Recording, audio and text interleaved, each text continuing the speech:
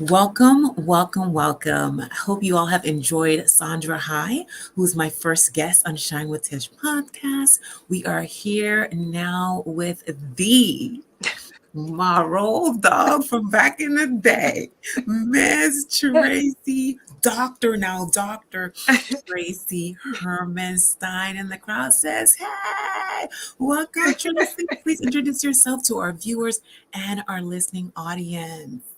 Oh, it's a pleasure to be on your platform, Tish. We remember when, we Yes. were back in the day, Howard students, Yes. sisters in Christ, and Yes. just had a good time. Well, and I want to thank you for thinking of me, Of particularly course. on International Women's Day. Happy International Women's Day. You got to rep Guyana, BI. There's I just am so much. Caribbean, parents of daughter of immigrants. Yes. We are Howardites, we are Bisons. HU to the bone, you know. So I'm honored that you asked me. My name is for your guests who don't know me. My name is Dr. Tracey Hermanstyne. I am assistant dean of academic pathway programs at Washington University in St. Louis School of Medicine. I am also an assistant professor in developmental biology at the School of Medicine, and I'm a trained neuroscientist. So I've been here for 12 years now, living in St. Louis. So, back in the day when I was in DC, Tish and I, we were inseparable. Oh my God. I was telling my friend last night, I was telling him that I used to be a right hand girl. It used to be Tracey and Tish. We CPC, women's ministry, the metro area women's ministry. We've already talked about HU. Just growing up as young women. Yeah. Baltimore parties. We had it, name it. We did it all. And I'm so glad that not only are you a friend, but I can call you sister. I'm so very proud of the woman that you continue to become. You are beautiful. I'm loving the short do. I'm loving you went from a long and dark to blonde, and now you're gingerly. You're looking so good. God has showed you favor. You are stunning. And today is such a busy day. I am going to jump right into the questions. What did you want to be when you were growing up as little girl Tracey? Oh my God. I think I thought I was going to be a lawyer. Mm-hmm. My mom said I was very sassy, and I talked You, back, you and still are sassy. I'm still sassy. I always had a response, but I was a learner. I was an avid learner. I was the boring one. I would watch PBS, I would do nature, I would read the encyclopedia. So when doctor medicine kind of came into the way, my mother kind of cultivated it, given that she's now a retired nurse, registered nurse. So it was just something that she instilled in me. So I did think for a very long time I was going to be a medical doctor.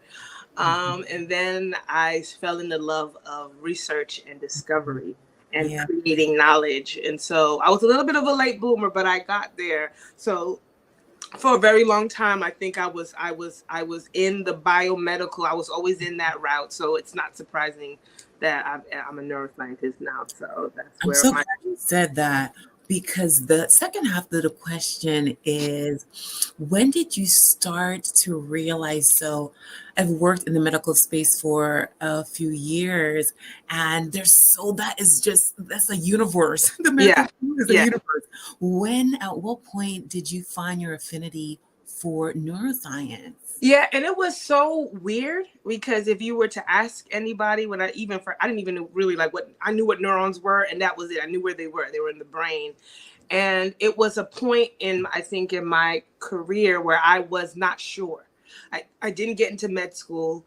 I was completely bummed about it. If you ever They're hear lost. They're lost. at the time. If you ever hear Pastor Wright tell that story, how I went into his office and I just broke down in tears because it was my first like major like defeat. Rejection. Yeah, rejection. And so I just wasn't, so it was like, wow. But I had a job. I was at NIH, Mhm. and I was working ironically in the grants. I was an administrator, and I was working in the grants department, and my subdivision where I was working in was in neuroscience. And I used to happen to like read the grant and see what was going on, and I found it interesting and whatever. And then on one time I decided, you know what, I don't want to stay on the administrative side of science, even though I'm back there now, but anyway. And I went to apply for a job at University of Maryland, and it happened to be one of my reviewers on my group who did, he was an subject expert, and we looked at each other, and he said, look, Tracey, you're young still, you're trying to figure it out. I like how you work, you know, never burning bridges, always giving your best. I like how you work here. Just come to the lab, I'll train you, give me 3 years, you'll figure out what it is. And it's been history. That was almost 22 years ago that happened. I was in 2001 to 2002. I joined his lab, and we are still colleagues and friends. He actually wrote my letter for promotion to assistant professor. And so that is how long ago the Lord placed that man, and we are now colleagues. And so, you know, so that's the testimony of how it was. I was in the right place in the right time, and I trusted. And I trusted the process. So yeah. I'm so glad that you stepped out on faith, that you didn't let fear arrest you, that you just took the opportunity. That's what more young women need to do, is take the opportunity that's presented. It may not be daily what you wanted, like you wanted to do med school. Yeah. Still, God has set you up. You're still a doctor today. You didn't go to med school to be an MD, but you're still working in a med school today. I know. And what is so amazing, and I always tell people, don't let the glam fool you, or how we used to walk. I was going forward, and I was shaking. I was scared, but it was forward. You know, our good friends, we have a mutual friend, you know, Ada, she would call me, I was much afraid. She always called me, I was my nickname, much of shit. You much afraid, but you going forward, Tracey. And I'm like, I am. Do it scared, do it scared. Do it scared. So I always am grateful that I trusted, and I surrounded myself with people who were just pushing me along. And now, you know, I'm not a medical doctor. You know, if you were to ask me 10 years ago, would I ever be an assistant dean of a top 5 medical school? It would never be and even in my cards. And then I get to help young women who look like me, young Black men who look like me, young brown women look like me, and you know, who want to go into, you know, science. STEM is so vast. My little carve of my expertise in neuroscience is just one part of it, right? Yeah. People are doing so much dope stuff with what we're doing, the diversity of ideas that are coming from everywhere. And so when I think about back then, you know, the little girl from Brooklyn who is now here. So it's like, I just think that we need to be living examples for the generation that's behind us. Absolutely. And you're leading me right into the next question, which asks, what's happening? Actually, I think I'm going to, you just talked about a little bit of what's happening, but you mentioned STEM, so I'm going to scroll down to the STEM question for the young women in high school who may be listening to this podcast or watching on LinkedIn or YouTube. What are some encouraging words to inspire them to include more science, math in their class choices and even consider a career in STEM? So, you know, I will joke all the time, especially with these, you know, when I'm talking to you, my young mentees or trainees that come to watch you.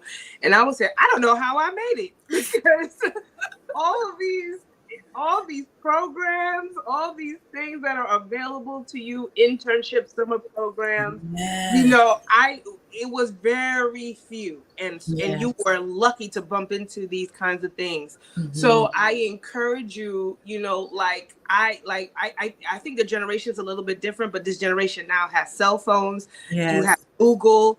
I need you to help me. There are so many programs that incorporate STEM. Every summer programs, if you have a boys and girls club in your area, if you're young, if you have any kind of university, they normally have some things for high school students, at least at the lower end. But there are summer programs that are attached to you for you to want to do it. And I understand for very much so that a lot of schools don't have the resources to do this. I am grateful, and I'm trying to spread the word when I get invited to give seminars and things like that. Well, what we do in St. Louis, I go to schools. We go to the resource schools, and I take my grad students with me, and we are full force, and we bring lab demonstrations. Nice.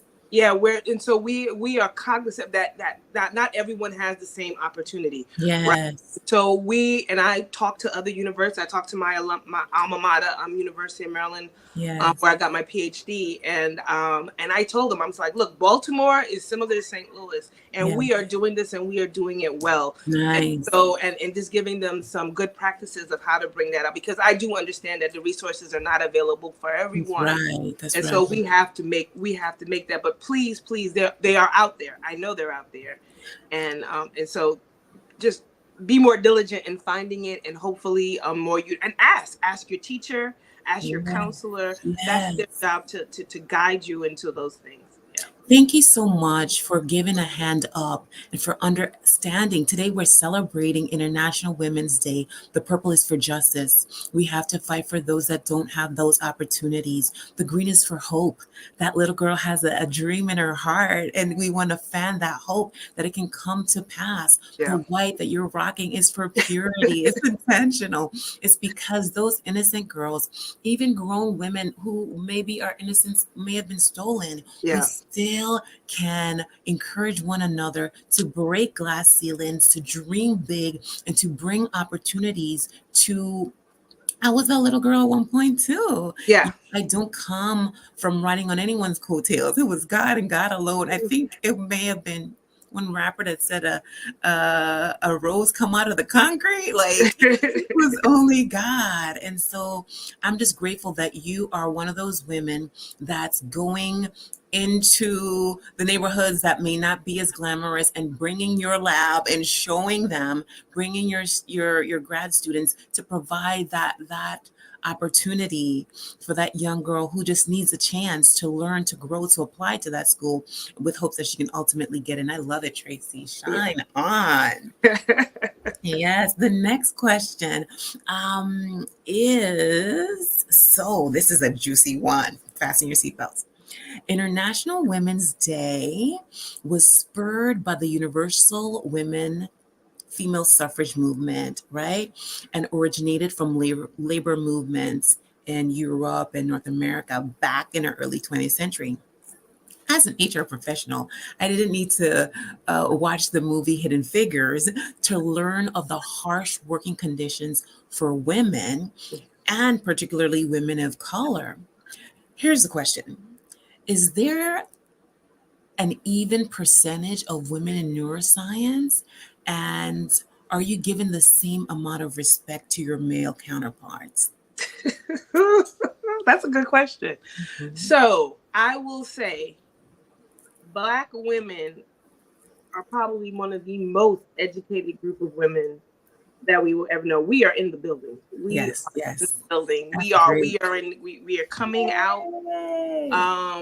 The problem is that if you look in certain fields, that's not all, but in life sciences, we are there. We are getting degrees. The problem is that we're not at the assistant professorship levels. We're not at the dean level. We're not in the CEO. We're not in the C-suite. We're educated. Yes. We're getting the degrees, but we're not on the other side. And so, I mean, it's clear women make 60 cents on the dollar, every dollar a man makes. We are not on equal playing field. And in some cases, I am grateful that I have chosen women in this side of my fellowship. When I came to WashU, I was actually a fellow. I chose a woman to train me. And the one thing she told me, they can never take away your knowledge. That's right. And once you've gained it, you are the expert in the room. Yes. Ask for what you want. Yes. And I remember, surrounding myself and realizing, like, when I was coming up and promoting, I was still asking low because I didn't know. You don't know that hidden curriculum that everyone else knows. It's not always scripted to you. It's not always going to you. So you do have to surround yourself with, as a mentor, I have several mentors, and I have several sponsors. I have people speaking my name when I'm not there. I have set myself up because you're not going to make it on an island. And I do it for my mentees. I make sure that I'm carrying them, I'm telling them, but you have to ask. If you don't ask, you don't get. That's And it. so, and it's uncomfortable to ask about, no, I want more money. Yes. No, I want, but I've learned that I remember one time I actually asked, I was $20K lower than what I was supposed to ask. Wow. And when I figured it out, I asked, but I was so low. And my mentor was like, Tracey, you got to go back in there. Yes. And I was like, oh my God, they're going to not give me. I negotiated and I got what I needed to do. But that's scary as a woman. And so I just always have to, we are not there yet. I think we are getting there. We're getting better. Yes. And they were now putting women in places where we can negotiate and lift them up too and help them be in the fairness of pay. Yes. So, yeah. Yes. Thank you so much for sharing that. It can be uncomfortable for sure. Yeah. And that's why we have things like International Women's Day to let women know that they're worthy. Yeah. They are worthy. They are deserving. So kick fear to the curb and have faith and move it. Let us go to, so this one is another juicy one. Have you ever felt excluded or experienced microaggressions in your space? Absolutely. If yes, can you elaborate an example? Oh my God. Black women in science and I have had the good fortune to have been invited to give a lot of talks, international conferences. I've been invited to Howard University. I've been I say yes. And I as much as I hate talking, I like to do it. So because it comes with its own nerves. And I remember I think I was just between the end of my training and moving into faculty space. And I was invited to an international meeting, and all of my colleagues were there who I knew, and a lot of women there who at the time, and I had the good fortune to close the conference. I was the last speaker of the conference. It was an all-woman section, all electrophysiologists. I was the trainee of the group. Everybody else at the time was faculty. I was the trainee of the group, and I was the last talk before them and the party. And we were all talking about, I studied circadian rhythms. We were all, I thought it was one of my best talks. It was a 15-minute talk. I was like, boom, boom, boom. Everybody was setting each other up for the next talk. Like, these are my colleagues. And I come down, and normally at the end of the talk, everybody knows you're a trainee or whatever it is. People are very nice. Great talk, great talk, great talk. I'm walking to the party now with two of my female colleagues. We're chatting and whatever. We were talking about the science, and a man came up to me, and he was like, "Oh, wow, you were so articulate." Like, he was shocked, and I was so shocked, stunned by the comment. And I think my colleague, my female colleague, who were older than me, said, you could have just said it was a good talk. I don't even think that was a compliment. They saved me because I was, I'm young. You're talking to someone who's senior than you. You don't know how to react. But I'm so grateful for that moment that a woman saw and felt the uncomfortableness and jumped in on my behalf. And so those are microaggressions, that, I always wondered, would he have said that to a man? Probably not. Of course not. I would have been good if he just didn't say anything. Because Yeah. I felt good. I was done. It was over. And so I don't know, sometimes people realize it or not. I don't know. But I will never forget that moment that she, everyone, it was 3 women, and we all felt that it was awkward and it was Yeah. really in bad taste. Yeah. So I just think that, yes, we have it all the time, but you have to stand up to it. Yes. You don't have to be rude, but you do have to let people recognize that that is not okay. Acceptable. Yeah. Yeah, and to be realizing that, those things get into a person's psyche when you're already I'm my worst enemy. I already That's have to deal right. with imposter syndrome. I always have to pinch myself. How did I get here? Am I worried? Yes, So you are. so it doesn't help. So I always say, so I thank them. Legitimately, I thank them. I say thank you for doing something that I didn't feel Yes. comfortable doing. Yes. All you have to do was say thanks, but that's why we have International Women's Day. I was speaking to one of my teachers because I do a couple classes, and he mentioned what one of his buddies said, and he said to me, Tish, he's like, I love women. I grew up, he was like, the comment that his buddy made was like, man, and it was a woman.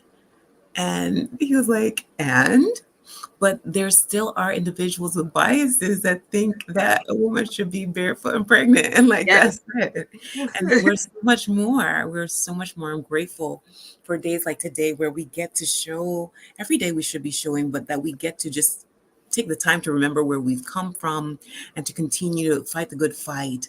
And so that leads us to our last question. This year's International Women's Day focuses on inspire inclusion. How have you paid it forward? You mentioned those colleagues that stood up for you. Have you stood up for someone and helped to include someone or inspire inclusion in any situation? Maybe you felt like someone, I think you've already given that example by going into the schools in St. Louis and bringing your lab there. That's definitely a way to include that particular community that may not have the resources and the tools. Does any example come to mind? So, several.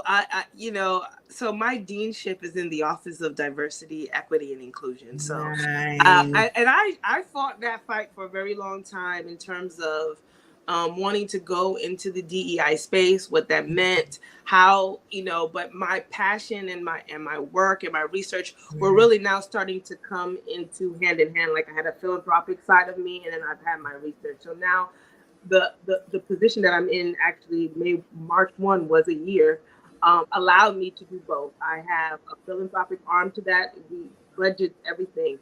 And, now I have a space at the table. Yes. You know what I mean? And so now what am I going to do with that space at the table? I make sure that I let them know, as I, direct, I'm a director of several programs at WashU that are mostly for underrepresented minorities and things of that, is that we're not here to acclimate to you. That's right. That's right. We accepted them. We thought they were smart enough to be here. They were intelligent enough to be here. They were creative enough to be there. So they should keep their authentic stuff, right? Absolutely. So whatever it is, if I'm coming to work in J's, I'm wearing my J's. You know what I mean? If I'm coming to work, and I struggled with that for a long time. If you ask my stylist, I was not color. And he would beg me, and I'm like, no, I don't want to be any distraction. I'm just going to, fall in line. No, and then I was like, you gotta be bold. I'm like, how am I teaching the students behind me, my mentees behind me, to be there if I'm not being my authentic self, if I'm not doing, what it is. So, sometimes, even though I'm a professional and we run programs or whatever, I am the auntie. Yes, you are. And I'm like, who says that? And I will be in the gap for them when they can't speak for themselves. Blessing. Because I get paid for it now. And so I'm senior. I'm a little bit more senior than they are. And so I appreciate protecting the students, my students from undergrad or grad. Girl, I'm old enough now that I have college classmates whose kids are coming to watch you to be like they're texting me, Tracy. I'm like, oh my God, like that's how Oh my old I am. gosh, girl, So, but you looking good. You looking good. And so I gotta watch out for my classmates' kids. Yes. I'm like, and those are all the things that I have friends here whose kids are going to watch you as undergrads or whatever they are. So I'm the watchful eye, and that's I think what taught me what Howard taught me. Yes, that, sure. Our professors were more than professors, right? They were like aunts and uncles. That's right. That's you know right. what I mean? They gave us the insight. I will never forget Dr. Carrington, African American literature. My 8 a.m. class. He would call me at 7:30 every morning. Hodge, time to get up. Like I cannot make that 8 o'clock class. But I will never forget Dr. Carrington. My first biology 101 class, Dr. Bertram, he was Guyanese. I did not know that, but he saw my name on the roster. He said, Hermanstyne, I know your people. Wow. He was like, we from Victoria. I was like, oh my gosh. Like, so that's Howard. That is what that was. That was what an HBCU is. And so I want to take some of that and I hold that because it was important to me that when my mom or my dad wasn't around, they were like, I didn't see you in class today, or where are you good, So that's my job of bringing it pushing it forward, letting them know that I'm here. I can stand in the gap if you need me. If you don't want me to hear some things that you should say, you know. And so I do pride myself in being that. So beautiful. Any final words that you want to share with our audience and how they can stay in touch with you? I am on LinkedIn. So I believe, I'm on X. I forget, it's not Twitter anymore. Ask the Neurodiva. I love it. Ask the Neurodiva. I'm on Instagram as Neurodiva, and of course I'm on LinkedIn as Tracey Hermanstyne. If you are interested in all things science, STEM, please have a conversation with me. I get hit up all the time as soon as that I do not know, and just wanting to advise. I love it when I meet students, just randomly and talking to them, especially if they have they want to go into the sciences and beyond, So I'm always open to talking and advising. So, and I want to thank you for this platform. Absolutely. A pleasure. A pleasure. Tracey, I have to have you back. We have to talk about just the journey of you, our friendship, and just the importance and the power of femininity. I did that back in 2022, just the power of femininity and just how, I can appreciate the feminist movement. I'm not a feminist myself. And I think sometimes, the softer girls sometimes get a bad rap. But I love to highlight that and just share your journey, from the J's. And there's nothing wrong with still rocking your J's because my sister loved her J's. I even got me a pair of J's. But just the beautifulness of being a woman. I really think that it's a beauty. I love being a woman. And I know you do too. No, I tell everybody my story. I'm like, and you are part of this story. I said, girl, I remember start hanging out with, and Tish was like, you don't have no dress? You don't have a skirt? You're giving me so like, and you were the one who pushed me to be more feminine. Now you can't get me out of a dress sometimes. I love that, girl. You be rocking it. I love it. So I was like, I tell everybody, Tishana was the one who was like, no. We're going to. Tracey, I will never forget, even like your makeup and your red lip with the gloss. Oh my gosh. Yes. It's been a journey. And I think some young woman need to hear your story because they may be thinking whatever the imposter is telling them, but just to know that everyone is beautiful, as beautifully curvy as you are, as pencil thin as I am. Beauty comes in all shapes and sizes. So thank you for being our honored guest today. Continue shining beautiful. Until next time, people, keep shining. Toodles.